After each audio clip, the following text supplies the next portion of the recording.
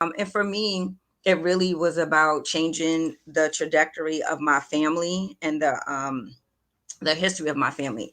I heard you talk about your TED talk. I did a TEDx Harlem talk. Um, in my TEDx talk, I did talk about how to build life legacy and brand legacy. And what I talked about was me being the first legal entrepreneur in my family. And for a lot of people, they can understand what that means.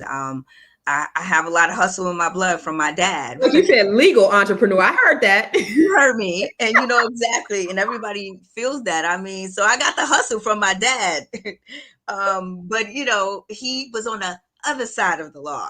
Mm. But they have the same skills, but don't have the right influence because it's still about hustle and marketing and economics and customer base and doing what's right. And so I feel like we as Black and brown people always have the skill, the talent, but we don't have is the a way to formally monetize our skills. I mean, how many people you know making uh, good dinners and fish fries and can braid hair? You know, we always do the most. We can do everything with nothing. We make something out of nothing all the time. And so for me, not really knowing what I was doing when I started, my goal is really about how to help my Black and brown family and community members monetize their skills, not to only create a business, but a transferable business. I know you and I talked behind the scenes about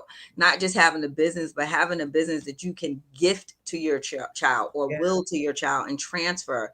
And so Mhm. these are things that I didn't know when I started because I just started to get to the money. Yeah. You know, that's where we all start. I started my business, my first business, 5001 Flavors, in 1992 at a college dorm room at Columbia University. I was a junior. I was 20 years old. I was on a typewriter. I didn't even have a computer. I had a typewriter with no correction. I had a whiteout. I made an invoice. I submitted to Uptown Records and started my business with my, you know, then boyfriend, now husband.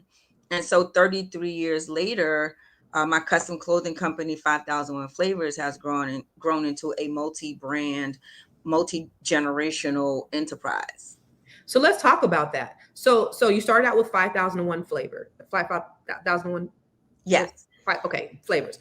Then you went to where? So give us a timeline of all of the brands and how they came from each other, because what people what sometimes what people try to do is they try to start off with multiple brands, right? They try to start off with because you know the Bible says we should have seven, no, eight revenue streams in case of disaster strikes. So we should all have other revenue streams, you know, investments and things like that. But people try to do too much. And one thing I tell people is become the subject matter expert at one thing, and then it will open up the door to all these other things. So I want you to kind of go through the timeline of, you know, starting 5001 flavors and then how all the other things came about.